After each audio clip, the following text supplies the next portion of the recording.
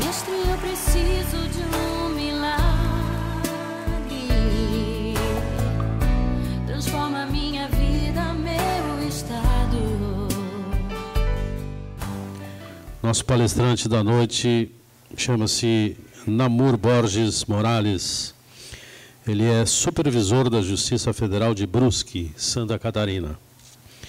Ele é casado com a Jaqueline há 22 anos e tem duas filhas, a Nathalie com 20 anos e a Emanuele com 18. Mais a respeito dele mesmo ele vai falar agora. Vamos recebê-lo então carinhosamente, com um forte aplauso.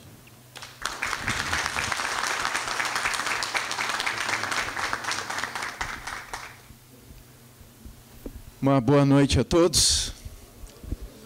É uma alegria muito grande para mim hoje estar aqui com vocês. Eu digo que é um privilégio duplo. Primeiro, pelo esse momento.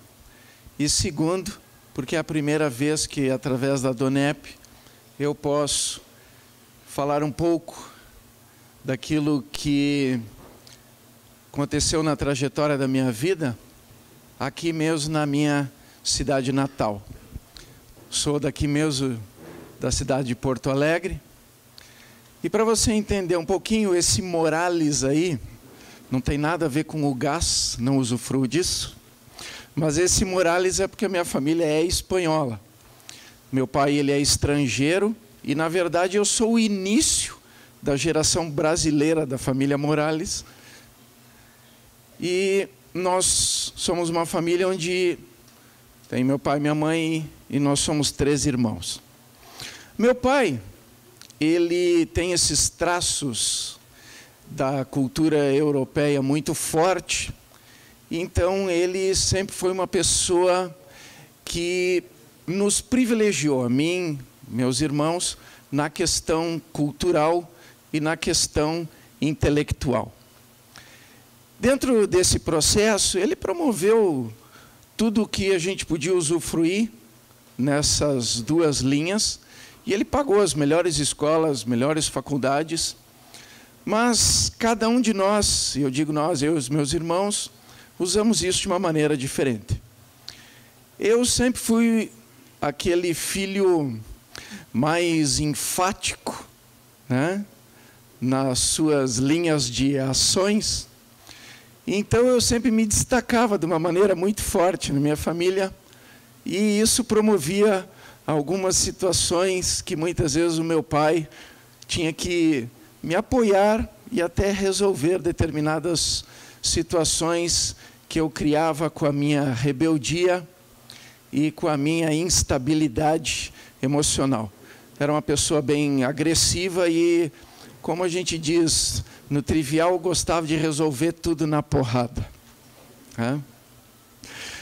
Nessa trajetória, arranjei bastante encrenca e havia muitos conflitos dentro da minha casa. Claro que tudo era promovido pelo meu pai para crescimento, para transformação da minha vida, para mim ser melhor. Mas uma coisa que ele conseguiu imprimir com qualidade foi a estrutura de caráter.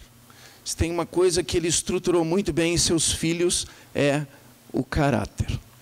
E o meu pai sempre foi uma pessoa extremamente honesta, reta, e sempre cumpriu com todos os seus deveres como cidadão. E ele passou isso para nós. Mas dentro dessa trajetória toda, a maior ambição do meu coração era escrever a minha história sozinho e do meu jeito. Então, usando todas as possibilidades que ele me promoveu na área intelectual, eu consegui então me formar oficial do Exército.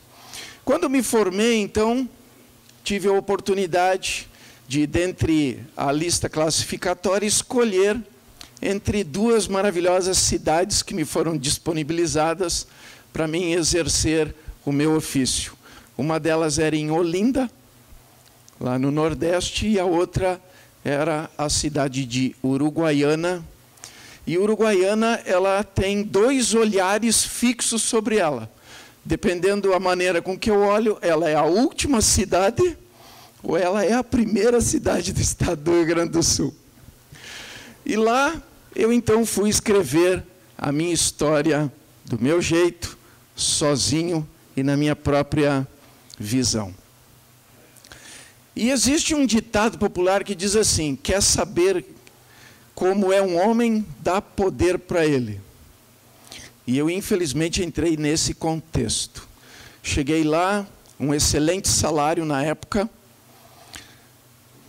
600 pessoas sob o meu comando.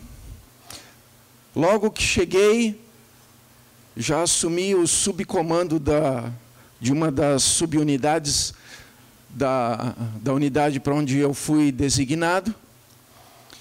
E aí, aquela soberba, aquela arrogância e aquela prepotência tomaram um lugar de ascensão na minha vida. Dentro dessa trajetória, eu nunca aceitava que as coisas não fossem feitas da minha maneira. E também com essa questão de ter um posto militar dentro de uma cidade do interior, onde qualquer autoridade era altamente reconhecida e convidada para todos os eventos sociais, políticos da cidade, logo eu me entrosei rapidamente dentro daquela linha em que as pessoas iam me abrindo as portas. Conheci muita gente, me relacionei com muitas pessoas e tinha muitas oportunidades, tendo em vista a minha patente. Nesse período, conheci então a minha esposa. Empresária na época, ela tinha uma empresa na área de importação e exportação, e era uma empresa muito bem sucedida. Uma pessoa que tinha um tino comercial muito forte, muito expressivo. Ela é uma pessoa que sabe fazer negócio. Ela é uma excelente negociadora. Só para você ter ideia, eu nunca compro carro. Eu sempre levo ela junto e o vendedor que se vire com ela. Porque ela sempre faz o melhor negócio. Só que naquela época, quando nós nos conhecemos e aí então nos tornamos noivo, eu comecei então a me associar a ela dentro do seu empreendimento e comecei inclusive a aportar recursos financeiros para promover o crescimento. E realmente a gente teve um crescimento muito grande, muito expressivo. Nessa época de ascensão, onde nós tínhamos o convívio social nas altas rodas, nós fomos então convidados para um jantar da Donep. Então, lá no Hotel Glória, o hotel mais famoso da cidade, nos foi então aberto as portas dessa associação. E esse jantar foi um jantar bem peculiar para a minha vida, porque eu, oficial do Exército, fiquei sabendo que quem era o preletor da noite era um capitão, e não era um capitão qualquer, era um capitão com brevet de paraquedista e curso de guerra nas selvas. E quem é militar sabe que quem tem esses tipos de curso são os militares mais excelentes dentro, né, do convívio da caserna, como a gente diz. E eu até fiquei meio receoso em negar a participação, tendo em vista que depois podia até ter algumas represárias, inclusive que eu sabia que na lista de convidados estava o general, né, que lá em Uruguaiana tem a 3ª DE, a 3ª Divisão de Exército, e inclusive o general, meu superior máximo, também ia estar presente. Eu e minha esposa, então, fomos ali, participamos, e aí eu fui surpreendido naquele jantar, onde aquele capitão abriu a vida dele de uma maneira muito clara, e aí ele conta no relato dele que ele planejou a sua morte. E quando aquele homem começou a falar aquilo, planejou a sua morte, eu fiquei olhando para ele, e aí ele começa a fazer uma narrativa de toda a construção daquele objetivo dele, inclusive na montagem do paraquedas, para que não abrisse e ele pudesse ter o êxito naquele intento. E aí eu fico olhando para aquele homem, ouvindo tudo aquilo, e na minha cabeça eu fico imaginando como é que depois ele ia estar ali, no convívio de todos, dentro do quartel, com aquela exposição toda. Mas o que mais me tocou naquele momento foi quando ele disse que algo sobrenatural fez com que o paraquedas abrisse e ele aterrissasse tranquilamente, sem um arranhão, no lugar onde estava designada a área de pouso. Naquele dia eu tive certeza absoluta de que, além dele se expor daquela maneira, ele devia também ser louco. E eu e minha esposa saímos meio revoltados daquele jantar. Saímos meio indignados. E eu fiquei pensando, mas com tanto lugar para ir. E aí nós continuamos a nossa vida, e eram muitas viagens, muita festa. Eu tinha um hall de amigos imenso. Tinha muita gente que ia na minha casa e pedia moto emprestada, caminhonete, carro. Era um convívio social maravilhoso.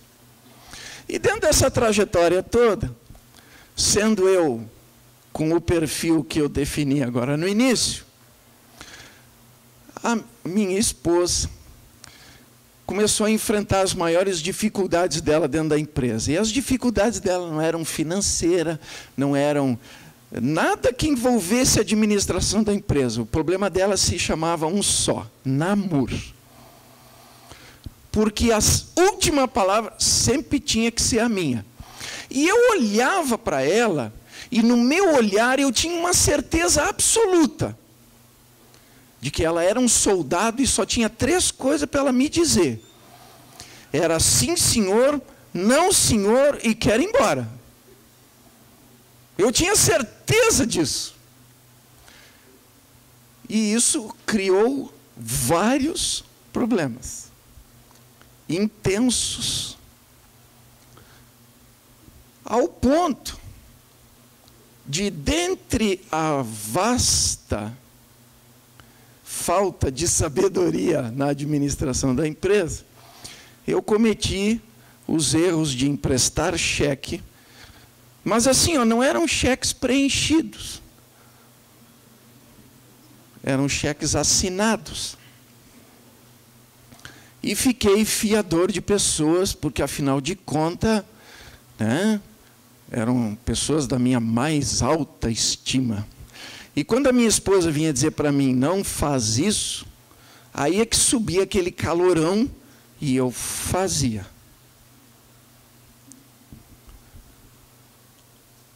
Para resumir esse contexto, a situação foi a seguinte: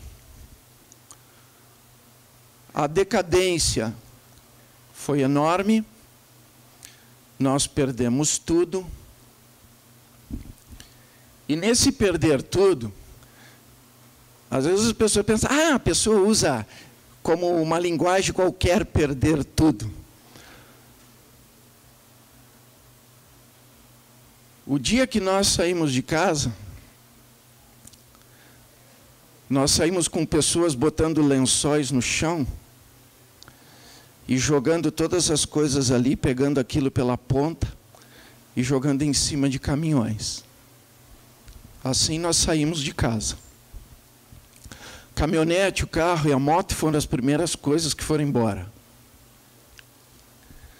Fomos então morar de favor numa pecinha que tinha 3,5 por 2,5.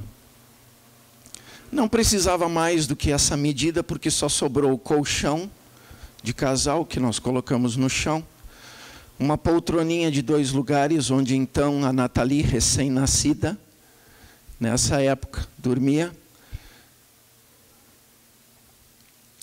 um guarda-roupinha de uma porta,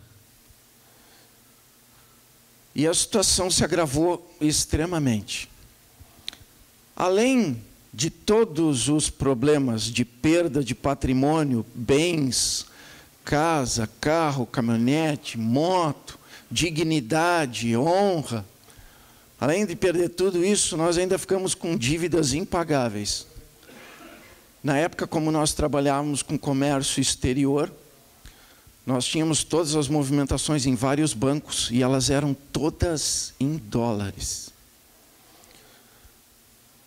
Eu sempre digo que tinha gente que ia gostar de ganhar aquele valor na loteria, porque era um prêmio de loteria. E esse não era o valor da dívida, era o valor que ficou faltando da dívida. Era algo impagável e algo que não tinha solução. Nessa época, então, nós enfrentamos várias coisas. Oficial de justiça me seguindo na rua, ameaças, agiotas ameaçando, então, na época, a minha filha, e várias outras situações extremamente complicadas. Como eu não tinha dinheiro para absolutamente nada, veio então a Emanuele. E a Emanuele veio exatamente porque eu não tinha dinheiro para nada, ou seja, minha esposa, nem o anticoncepcional eu podia comprar para ela. E aí veio a Emanuele.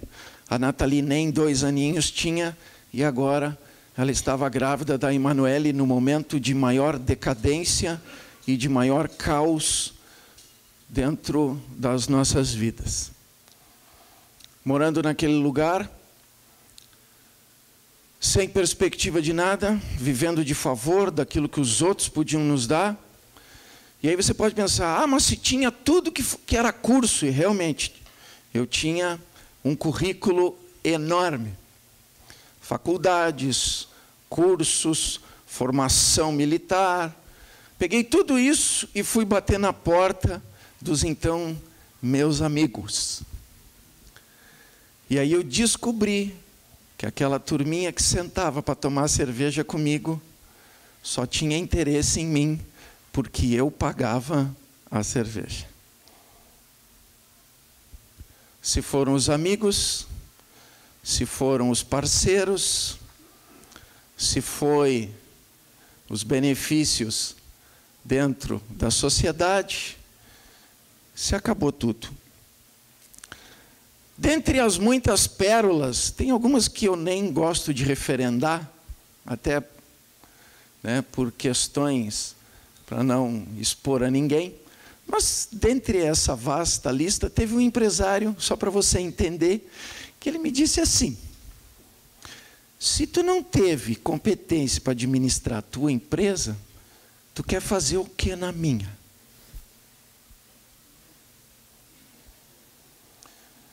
Eu olhei para ele e eu tive que concordar. E aí eu fui baixando o nível da minha procura de emprego. Fui onde tinha uma possibilidade, lá estava eu. Dentre esta lista, teve um dia que eu peguei um anúncio de jornal que dizia-se: precisa-se de motorista de ônibus urbano. Como eu era militar e na época, então, antes de eu dar baixa para trabalhar exclusivamente com a minha esposa na empresa, eu tinha carteira E, que era de transportista de caminhões, carretas e coisas. E aí eu fui lá, então, para fazer o teste de motorista urbano, porque, afinal de contas, eu tinha 2 crianças chorando de fome dentro de casa. Só para você entender algumas coisas que se passaram. Eu fui caminhando, porque eu não tinha dinheiro para pegar o ônibus. Caminhei 8 quilômetros para chegar na sede dessa empresa. Cheguei lá antes das 8 da manhã, sentei no sofá, em cima da minha cabeça estava ali a plaquinha: precisa-se motorista. Esperei até umas 8h20 da manhã, quando entrou um senhor, olhou para mim, disse: o senhor veio pela vaga? Eu disse: vim. Ele fez assim para mim, entrou lá para dentro, demorou mais uma meia hora e me chamou. E eu tive a excelente ideia de levar o meu currículo. E aí ele me questionou em várias coisas, eu respondi. E aí eu disse: quem que não vai querer uma pessoa com o currículo que eu tenho? Imagina, o currículo que eu tenho, dirigir um ônibus. E aí, quase no final da conversa, eu passei para ele meu currículo. Esse senhor abriu, começou a ler e folhear, em algumas folhas ele olhava para mim e passava aquelas folhas.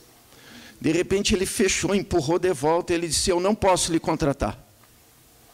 E eu disse: mas como? Por quê? Não tem mais, que eu saiba, não tem ninguém. E aí naquela hora, meio que deu um calorão, ele olhou para mim e disse assim: olha, se eu contratar alguém com o currículo que tu tem, quem vai perder o emprego sou eu. Eu juro para vocês, naquele momento eu queria dar uma de Jack Stripador. Eu até mirei o pescoço dele. Para ele podia ser uma simples resposta. Para mim era o auge da derrota. E eu saí daquela empresa, caminhando e chorando. E no meio do caminho eu ficava tentando pensar o que eu ia dizer para minha esposa, dentre todas as negativas que eu já tinha trazido para ela. E uma das situações mais marcantes nessa trajetória de decadência foi quando eu estava com a Nathalie, caminhando na rua, e eu passei por um mercadinho, e nesse mercadinho uma criança sai abrindo uma balinha. E ela para e puxa a minha calça e me diz: papai, quer bala?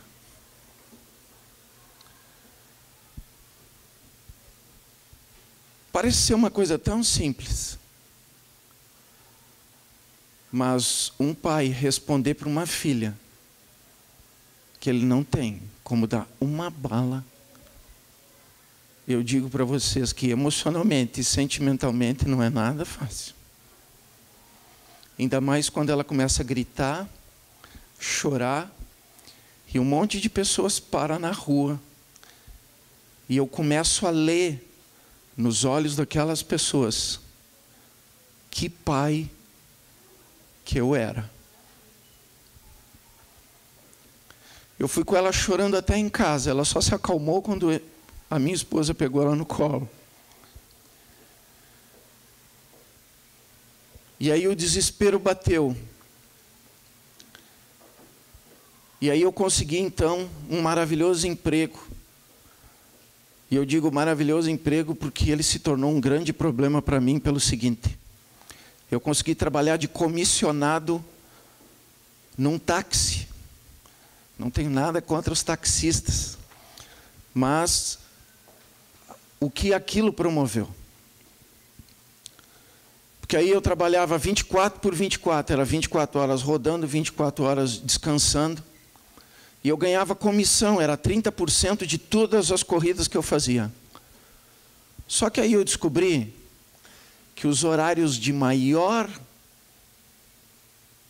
rotatividade, inclusive de aporte financeiro, era na madrugada e em determinados locais.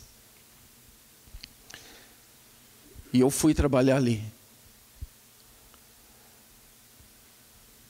E aí aquilo que já era um caos dentro da minha casa se tornou um problema maior ainda, por causa do tipo de mulheres que eu transportava no carro.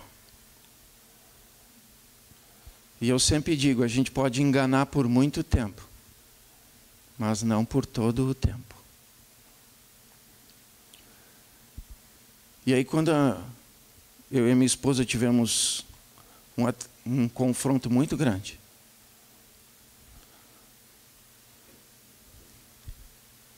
e que eu contei a verdade para ela, ela caiu desmaiada nos meus braços. Eu olhei para ela e aí eu vi quem eu era. Eu vi que eu era um péssimo pai, um péssimo marido e um péssimo homem. E aí você pode pensar, mas e a família?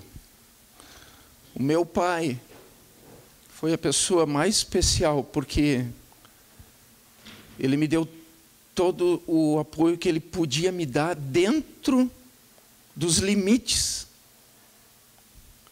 Ele pagou todos os meus advogados. E eu vou dizer uma coisa para vocês, eu tinha todos os tipos de processo. Desde criminais, civis e execuções. Todos. Bancos, financeiras, agiotas. Era uma coleção de problemas. Não faltasse isso, eu ainda destruí toda e qualquer esperança que havia no coração da minha esposa. Saí de casa, subi em cima de uma carreta. E eu literalmente, eu fui fugir. Porque é indescritível a dor de um homem ouvindo durante a noite 2 crianças chorando de fome e saber que não tem absolutamente nada para fazer que mude aquela situação. E aí eu subi naquela carreta e me fui. Eu passei 40 dias viajando e não tinha perspectiva nenhuma de voltar para casa.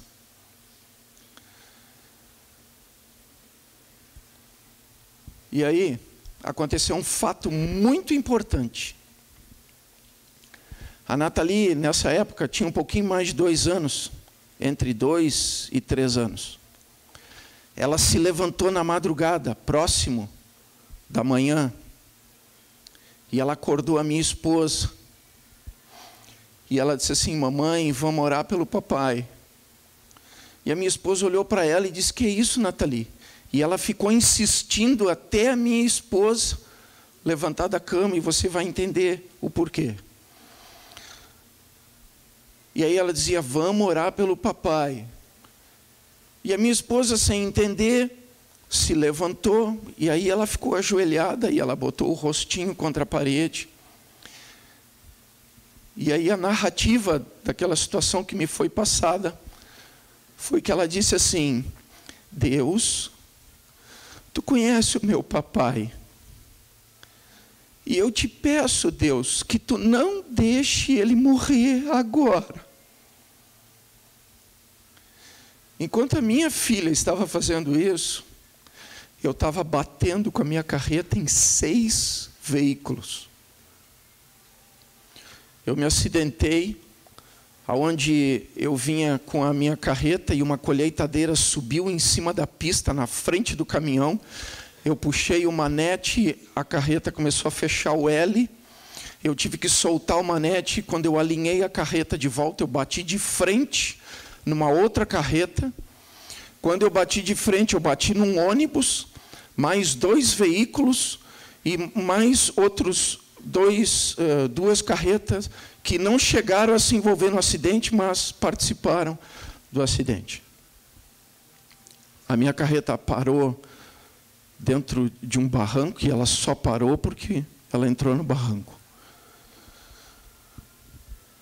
Eu fui então levado para um posto da Polícia Rodoviária Federal, e ali eu fiquei detido porque eu dizia para eles que tinha uma colheitadeira em cima da pista, e eles tinham a nítida certeza de que ou eu estava drogado, ou eu estava dormindo, ou tinha alguma coisa errada comigo, porque eles não acharam colheitadeira nenhuma, e nenhum dos outros veículos viu a colheitadeira.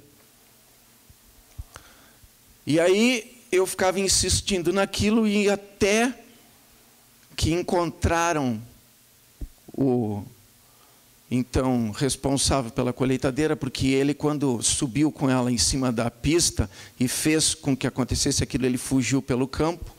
Mas aí, como eu afirmava veementemente que tinha uma colheitadeira, eles foram então procurar na região e acharam, e o rapaz confessou que ele tinha feito isso. E aí eu fui liberado, só que eu não podia sair dali porque a carreta estava toda demolida, e eu tinha que esperar então eles mandarem um outro cavalinho para então fazer ali o transbordo e seguir com a carga. Nesse meio tempo eu estava então dormindo na boleia, e estava tudo amassado, e eu enxergava as estrelas. E quando eu deitei na madrugada, uma voz gritou meu nome, Namur. E eu levantei rapidamente, achei que era um dos policiais, e fui olhar na lateral do caminhão, eu olhei na outra e não tinha ninguém. E aí eu desci do caminhão e fui olhar, e o policial rodoviário estava lá dentro da cabine, a quase 100 metros de onde eu estava. Eu voltei, então, deitei de novo e tentei dormir. Enquanto eu tentava dormir, veio aquela voz de novo. Namor. Mas era uma voz suave que entrava e ardia o meu coração. E aí eu levantei rapidamente, dei a volta na carreta, olhei tudo, não tinha ninguém. E aquilo começou a me dar um quebrantamento, uma necessidade de choro. E eu voltei, deitei de novo, e aí aquela voz suave veio de novo. E aí ela disse assim, aquela voz: Namor, se tu tivesse morrido, para onde que tu ia agora? A gente pode ter várias visões a respeito de religião, de certo, de errado.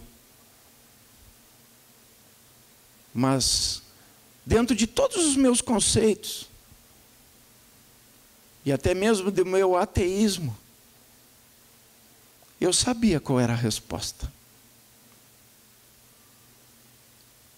Uma pessoa prostituta, adúltero, drogado, viciado, alcoólatra. Eu sabia. Eu sabia a resposta. E aí eu voltei para casa. Mas eu voltei com a intenção de chegar lá, pegar minhas coisas e só ver o que estava acontecendo e ir embora. Porque na minha cabeça, a minha esposa tinha direito de fazer tudo que ela queria comigo. Só que quando eu cheguei lá,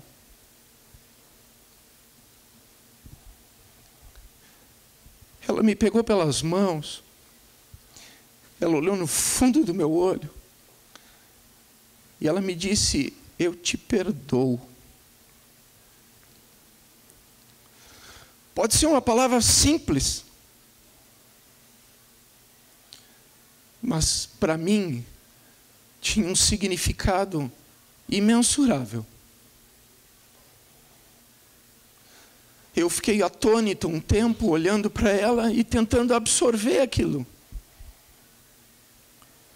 Porque na minha cabeça ela devia de me dar uma surra, de me quebrar todo, de me jogar para fora, de me expulsar. Ela teria todo esse direito.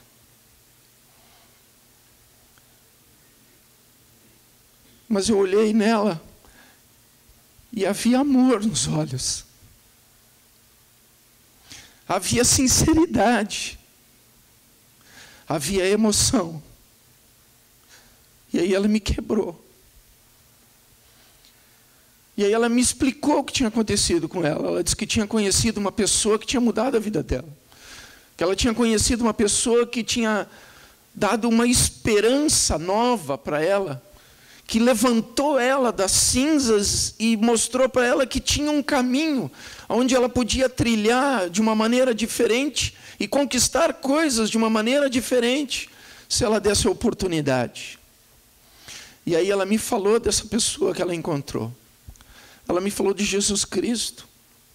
E aí ela me fez lembrar lá daquele jantar da Donep, onde aquele capitão deu aquela narrativa, onde ele falou do mover que houve, o milagre que aconteceu, onde ele enrolou o paraquedas todo errado para ele não abrir, e algo sobrenatural fez com que ele botasse o pé em solo firme, sem um arranhão. E aí, diante do impacto da realidade daquele acidente, e da narrativa da minha esposa, diante do que a minha filha, que nem 3 aninhos tinha, promoveu a meu favor, diante de um Deus que eu nem conhecia, eu me rendi. E naquele dia eu fiz algo que mudou a história da minha vida. Eu me ajoelhei com a minha esposa. Depois dela ter me explicado tudo, e ela feito a pergunta: tu quer dar uma oportunidade? Eu disse: eu quero. E ela disse: então tu vai repetir comigo. Eu não sei descrever assim com palavras, porque sentimentos e emoções a gente até pode expressar, mas não definir. Algo mudou naquele momento em que eu pedi para Jesus entrar no meu coração. Era como se do nada surgisse uma possibilidade, uma esperança, uma luz. E aí eu me agarrei com aquilo. E aí nós começamos então uma trajetória, eu e ela. As pessoas às vezes me perguntam assim: namoro, mas como é que Deus mudou a tua vida? Eu disse: do jeito mais simples. Do jeito mais simples. Eu li a Bíblia e fiz o que estava ali. Só isso. Ah, tão simples assim? Tem coisas que, se eu for dizer que eu gostei, eu não gostei. Principalmente quando eu descobri como que Deus quer que um marido seja. Quando eu descobri como que era um marido de acordo com a visão de Deus, eu não gostei. Porque eu não era nada daquilo. Mas eu decidi ser. Eu decidi ser exatamente aquele marido que estava escrito ali. Quando eu descobri como é que eu tinha que ser como pai, eu também não gostei. Mas eu decidi ser o perfil de pai que estava escrito ali. Quando eu descobri que tipo de homem eu tinha que ser, eu decidi ser o perfil de homem que estava escrito ali. E aí as coisas começaram a mudar, porque é interessante, todos nós queremos mudança, mas mudança requer fazer coisas que eu nunca fiz, porque se eu continuar fazendo as mesmas coisas, eu nunca vou mudar. E aí eu decidi fazer as coisas que eu nunca fiz. E aí eu comecei a ser um melhor pai, um melhor esposo e um melhor homem. Eu comecei a ter experiências com Deus. Não só aquela experiência de possibilidade de morte, da onde eu fui resgatado com vida, mas experiências onde Ele mostrou que Ele é vivo, real, verdadeiro, e que a palavra dEle é verdade e é eficaz em tudo aquilo que ela diz que faz. Eu e minha esposa, não pensa que as coisas se resolveram assim, porque não é assim. Mas as mudanças geram transformação. Lá em Uruguaiana, é uma cidade extremamente fria e extremamente quente. E aí quente, eu estou falando de 47, 48 graus no verão. E frio, eu estou falando -2, -3. Já tive até a maravilhosa oportunidade de pegar -8 graus no inverno. Nessa época estava chegando o inverno. E era um inverno que estava sendo anunciado extremamente rigoroso. E as minhas filhas, tendo em vista os parcos recursos, estavam andando só de fraldinha e de pé descalço. E nós não tínhamos recurso financeiro para nada, até porque, só para você ter uma ideia, depois do episódio da carreta, eu fui então trabalhar ajudando pessoas. E aí eu ganhava, só pelaquela ajuda que eu fazia, era, como a gente diz lá, era biscate, né? Vivia de biscate. Mas aí eu conseguia comprar fralda, eu conseguia trazer um pacotinho de feijão, eu conseguia trazer um pacotinho de arroz, um litrinho de leite, eu conseguia.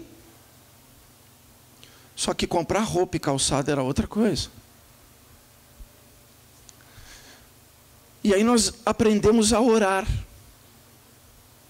Coisa que a minha filha de menos de 3 anos aprendeu primeiro do que nós.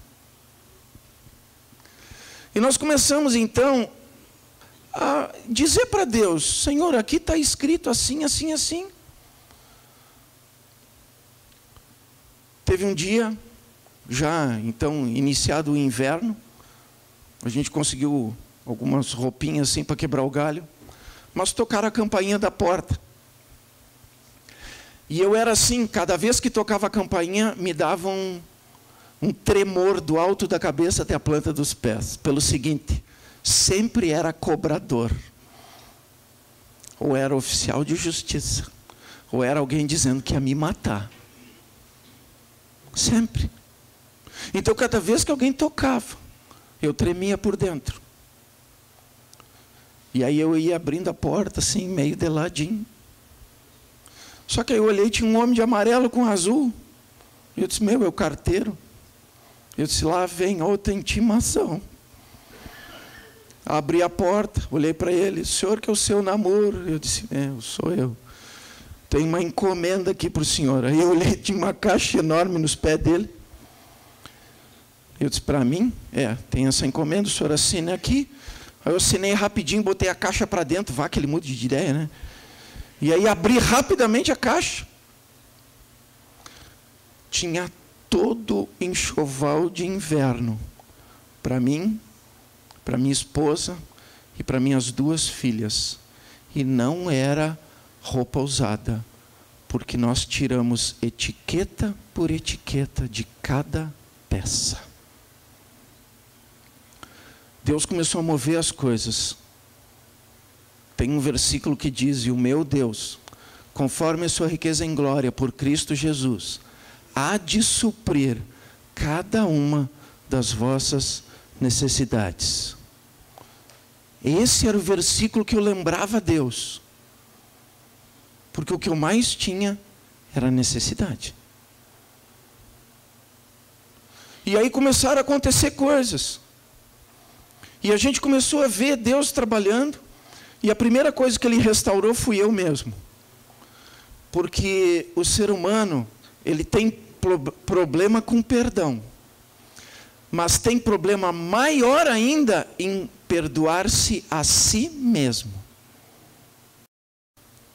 Nessa trajetória, eu comecei a então ver Deus com todo carinho movimentando as coisas. Nesse movimentar, em que nós estávamos então tendo algumas coisas diferentes na nossa vida, veio então uma intimação da seguinte forma: 24 horas para pagar a dívida ou prisão. E aí você pode pensar, como todo brasileiro pensa: mas por dívida ninguém vai preso. É verdade, mas quem é da área jurídica sabe que até uns 10 anos atrás, tinha 2 coisas que botavam um homem na prisão. Hoje só tem uma. Pensão alimentícia e infiel depositário. E era exatamente o que eu era, infiel depositário, porque alguns bens que eu afiancei para determinadas pessoas sumiram. Eu me tornei o principal responsável e era o mesmo banco, a mesma instituição financeira aonde nós tínhamos toda a movimentação da empresa e lá estava o prêmio da loteria. Eles usaram de uma manobra jurídica para colocar tudo num rolo só, fazer um bolinho só e me colocarem na parede. E a decisão que eu peguei do juiz, mediante o mandato, foi esse: pagar a dívida em 24 horas ou ir preso. Óbvio que não tinha como pagar. Era impagável. Óbvio que bateu desespero. Óbvio que houve choro, lágrimas. Eu diria até que pavor e terror no meu coração. Porque diante de tudo aquilo que já tinha acontecido, tudo aquilo que já tinha se desenrolado, todas as situações que tinham se manifestado, agora mais essa. Só que aí, eu e minha esposa fomos fazer algo que a gente nunca fez. Nós fomos então chorar e pedir socorro para Deus. A madrugada inteira.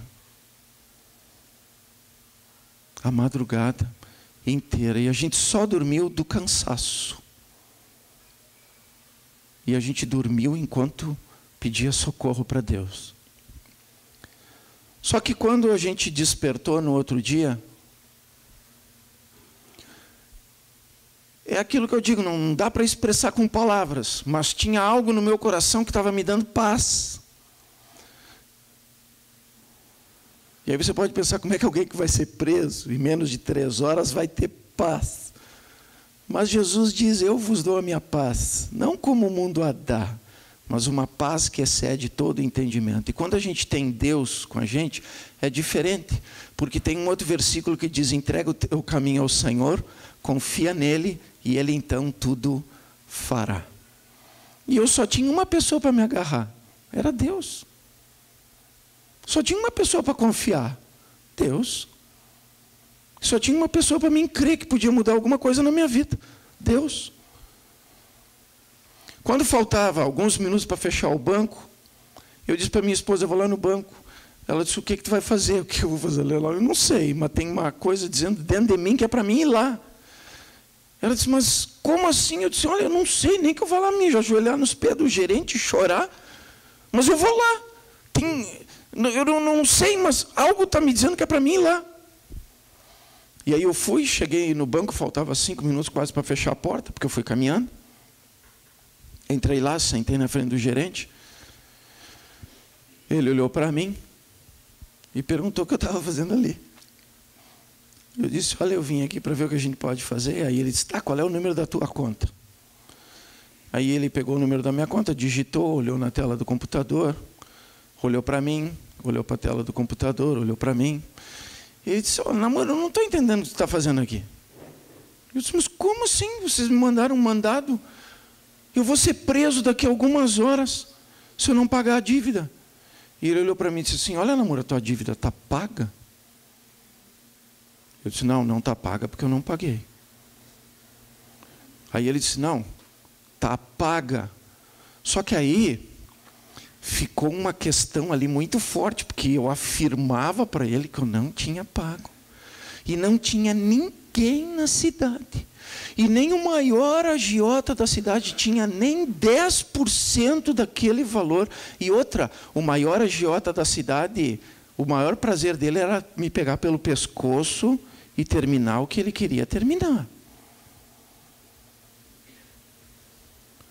Aí ele ficou preocupado e achou que era erro do sistema. Ele saiu dali e foi falar com o caixa.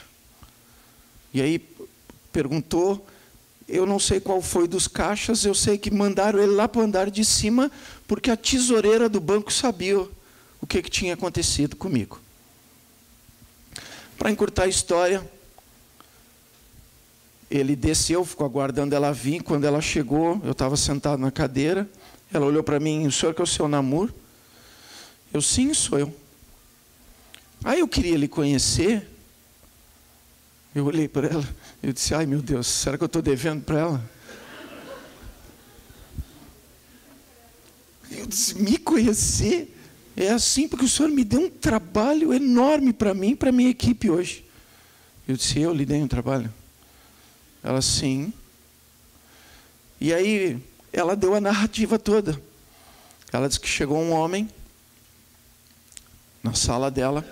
Esse homem tinha um grande pacote na mão, tinha um cabelo grisalho, barba branca. E a descrição dela foi assim: ele tinha um semblante que parecia que entrava dentro de mim.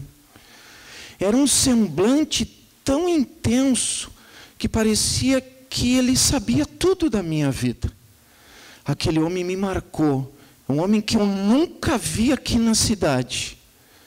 Ele deixou o pacote em cima da mesa e me entregou um papel. Quando eu peguei o papel, estava o seu nome, o número do seu CPF, o número da sua conta, e ele disse assim: isso aqui é para pagar a conta do namoro. E quando eu peguei o pacote e olhei, ele não estava mais ali. E nós ficamos muito tempo contando, porque a maioria das notas eram notas de pequeno valor. E aí você pode pensar, esse cara aí é mais louco do que aquele capitão do jantar.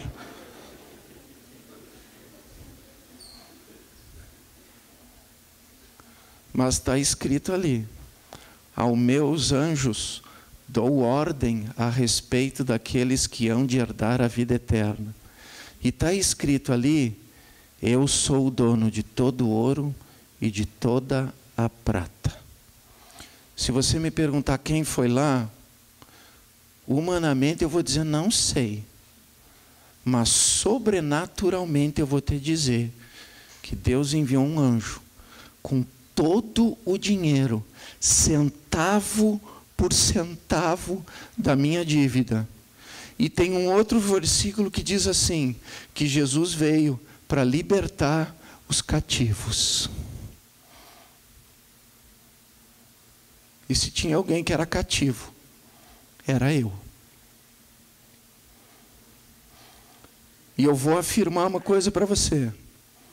Uma pessoa que tinha o meu nome, o número do meu CPF, o número da minha conta, e sabia centavo por centavo o valor da dívida, ia saber me encontrar em qualquer lugar.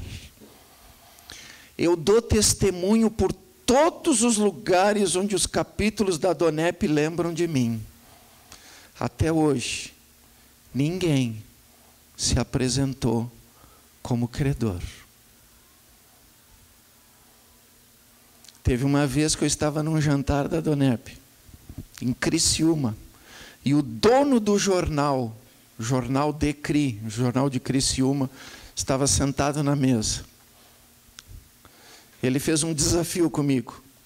Ele me disse assim: Namur, essa história é verdade? Eu disse: se não fosse, eu não contaria. Ele disse: tu escreve essa história no jornal? Eu disse: escrevo. Então eu vou publicar. Aí eu disse para ele: só que tem o seguinte, eu faço o texto e tu edita exatamente o meu texto, senão não te dou a história. Porque, com todo o respeito, você sabe como é que é repórter, né? Eu disse: pode me dar aqui. Eu mandei para ele por e-mail. E eu quero dizer uma coisa para vocês: ele não me deu um pedaço da página.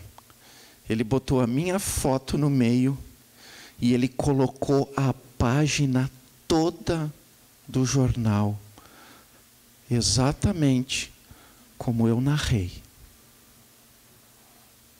Até em canal de TV já dei essa entrevista, sabe por quê? Porque esta é a minha verdade com Deus. E eu afirmo, e posso afirmar em testemunho vivo, porque eu estou aqui, de que Ele mudou a história da minha vida. Eu conheci um Jesus que salva, um Jesus que cura, um Jesus que liberta, um Jesus que muda histórias de vida. E um Jesus que faz milagres. O meu casamento é um milagre. As minhas filhas hoje, as duas estão na faculdade de Direito. A minha esposa faz faculdade de Psicologia. Sou comendador. Porque até isso Deus faz, porque Ele pega os humilhados e exalta. Eu digo para minha esposa: quando eu morrer eu estou tranquilo, já pode até ter um nome de rua comigo. Comendador. E aí você pode pensar: mas até onde Deus foi com isso? Deus fez loucuras. Todo mundo aqui pode não conhecer pessoalmente um agiota, mas todo mundo conhece perfil de agiota.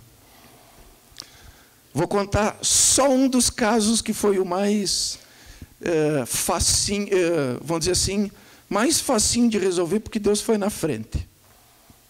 A maior dívida era com esse. Eu e minha esposa oramos, falamos com Deus, colocamos a situação para Ele,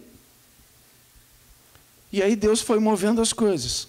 Ah, mas então tu já tinha dinheiro? Vou explicar para você como é que eu já tinha dinheiro. Chego um dia em casa cansado, e a minha esposa está me esperando com um jornal de alguns dias, onde dizia assim, concurso da Justiça Federal. E as inscrições se encerravam naquela mesma semana. Se encerravam na sexta-feira. Eu olhei, ela toda feliz, com os olhinhos brilhando, me mostrando aquilo ali. E eu disse para ela, mas como que eu vou fazer um concurso? Ela disse, eu creio que Deus colocou esse jornal na minha mão. E se foi Ele que colocou, Ele vai fazer tudo que tem que ser feito. A minha esposa sempre me impulsionou na fé. E eu disse, então vamos fazer um propósito. Se realmente isso é de Deus, Ele vai ter que colocar para mim o valor da inscrição, vai ter que me dar todas as apostilas, vai ter que pagar todas essas viagens aí, porque o concurso, eu morava em Uruguaiana, e o concurso era em outro lugar. E se Deus fizer tudo isso, nós oramos. Sexta-feira estou saindo de casa, caminhando na rua, e vem um rapaz na minha direção. E ele veio vindo na minha direção e ele me olhava fixamente. E aí já começou aquele tremor. E eu disse, é para mim. E aí ele chegou bem perto de mim. E eu disse, e agora? Quem me poderá defender? Ele ficou um tempo sem falar nada. Namor? Eu sim. Namor. Deus me disse para mim entregar isso aqui para ti. Eu disse, mas quem é tu?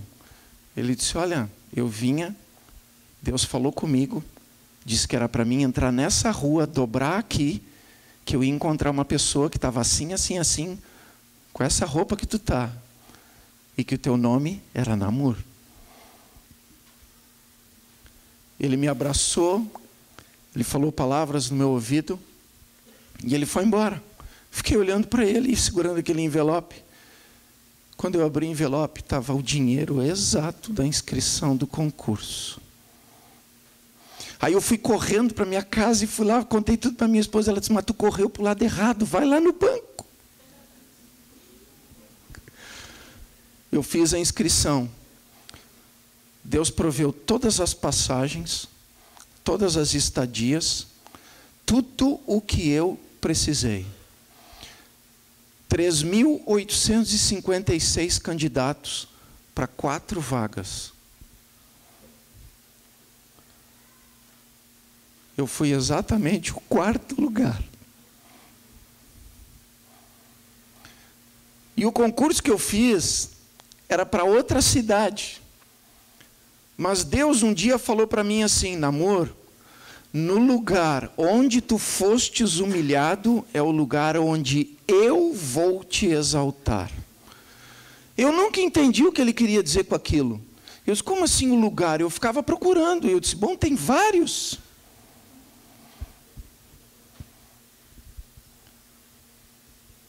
Dia 23 de dezembro de 1997, eu ganhei o meu Natal antecipado. Chegou um telegrama lá naquele lugarzinho onde nós morávamos. Só que aí Deus me revelou o que Ele queria dizer com isso. Quando eu olhei, estava escrito que era para mim me apresentar na sede da Justiça Federal da cidade de Uruguaiana. No lugar onde tu fostes humilhado, é o lugar onde eu vou te exaltar. Quando Deus me colocou lá, e eu comecei a ter dinheiro, eu fui honrar todos os meus compromissos, porque se teve uma coisa que meu pai me ensinou, era fazer exatamente isso.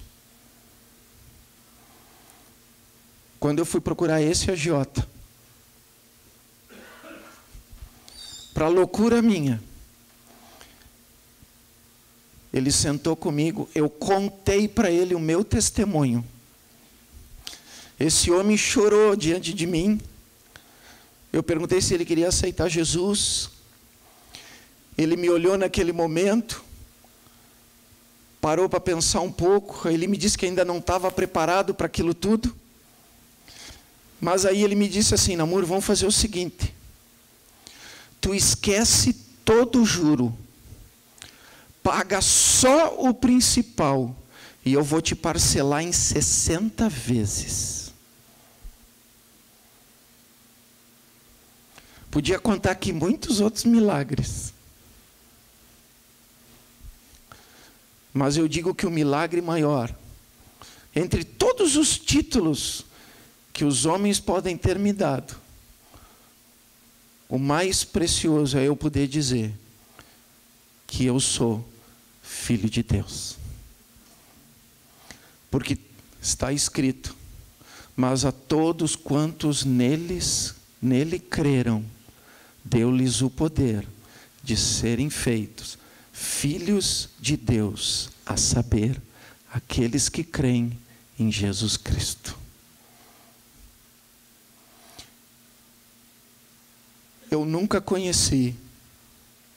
Meu pai me levou em várias religiões, mas eu nunca conheci Deus como eu passei a conhecer naquele dia, naquele quarto, ajoelhado naquele colchão, segurando as mãos da minha esposa. E eu posso dizer minha esposa, porque nós estamos fazendo 22 anos de casamento. E Deus até aqui tem nos sustentado, tem nos honrado. E nós temos vivido com excelência. Não devemos mais nada para ninguém. Porque em 2009, eu queimei a última promissória que faltava. Eu e a minha esposa, chorando, agradecendo a Deus, porque era a última. Nós pegamos ela, queimamos e ficamos olhando subir a fumaça e dizendo: Senhor, muito obrigado, porque Tu me transformou como homem, como pai, como marido. A minha vida foi completamente mudada por uma decisão e uma oração. Eu não sei como é que está o teu casamento, não sei como é que está a tua vida financeira, não sei como é que está o teu interior, não sei como é que está a tua expectativa de vida, mas eu posso te dizer, esse Jesus que entrou no meu coração pode mudar a tua história. Ele pode fazer como fez comigo, te entregar uma página em branco, limpinha, colocar a caneta na tua mão e dizer: Namur, começa a escrever de novo. Um dia eu escrevi essa história com a minha própria mão. Mas quando eu escrevi com a mão de Deus, tudo mudou. E eu estou aqui nessa noite como um testemunho dessa verdade. Eu não sei qual é a tua expectativa que está aqui hoje. A minha, naquele meu primeiro jantar da Donep, era bem complicada. Deus hoje está dizendo: estou na tua porta batendo. Se tu abrir, vou entrar. E vou fazer coisas que o teu olho nunca viu, que o teu ouvido nunca ouviu, que jamais desceu ao teu coração, porque eu sou Deus no céu e sou Deus na terra. Se você quer dar essa oportunidade para Deus imprimir na tua vida um testemunho de mudança, talvez do teu casamento, testemunho de mudança, talvez da tua vida emocional, tua vida sentimental, talvez da tua vida financeira, talvez por causa de uma doença ou de uma enfermidade que você está desesperançoso. Eu estou te oferecendo. E se você quiser, assim como ele entrou em mim, vai entrar em você. E a folha branca e a caneta vai ser entregue na sua mão. Eu convido a todos a fechar os olhos agora. E quem quer realmente dar essa oportunidade para Deus, repita comigo essa oração. Senhor Jesus, neste momento, eu abro o meu coração para Ti e Te recebo como meu único e suficiente Salvador pessoal da minha vida. Entra em mim agora, faz morada em mim e começa a me transformar da maneira com que Tu sabes que vai prover todas as mudanças que eu preciso na minha vida para ter um novo momento, uma nova oportunidade, uma nova história a ser escrita. Agora, não sozinho, mas contigo. Amém.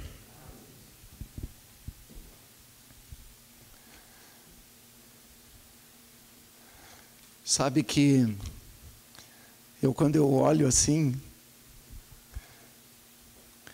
eu me lembro de mim, quando eu estava naquele jantar e aquele capitão fez essa mesma oração. E eu estava lá, duro, travado, descrente.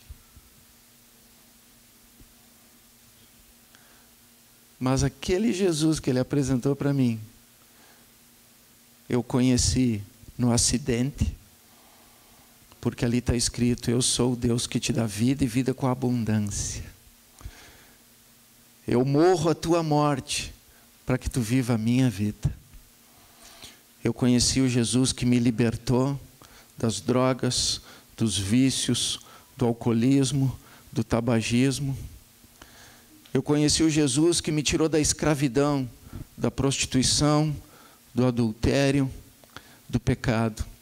Eu conheci o Jesus que me colocou um amor, não um amor humano qualquer por uma mulher, mas um amor que veio de Deus, tanto no coração dela quanto no meu, para viver um novo casamento. Nós estamos de lua de mel todos os dias, porque a gente aprendeu a se amar.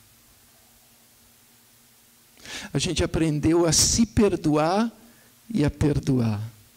E viver esse perdão.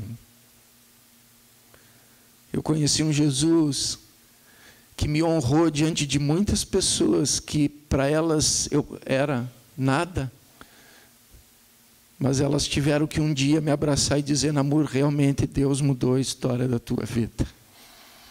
Eu conheci um Deus onde eu andava humilhado, cabisbaixo, com vergonha das pessoas por tudo que eu passei, que me fez andar em lugar alto e ter grandes oportunidades.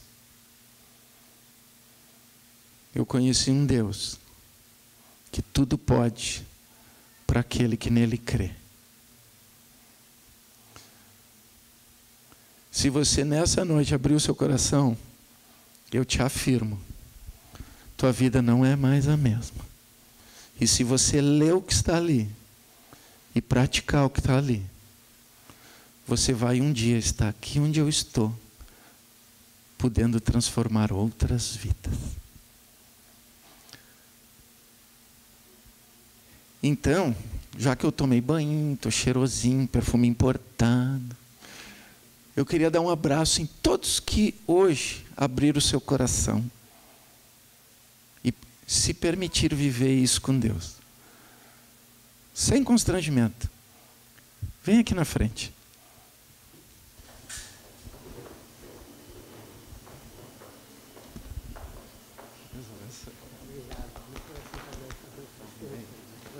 Bom.